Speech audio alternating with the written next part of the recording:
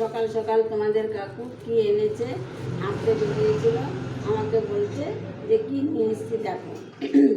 কি নিয়ে এসছে সেটা আমি তোমাদেরকে দেখাচ্ছি।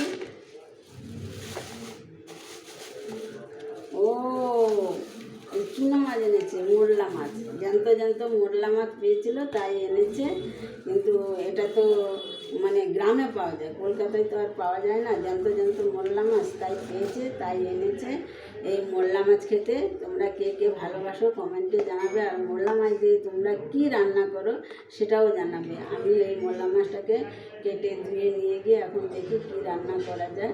কিন্তু এই চুনো মাছ আমরা আনি না বাড়িতে, এই কাটা বাছা ঝামেলা, খেতে তো খুব সেই লাগে, মানে বলার মতো না। আমার চুনো মাছ খেতে খুব ভালো লাগে, বড় মাছের থেকে চুনো মাছ আমার খেতে খুব ভালো লাগে।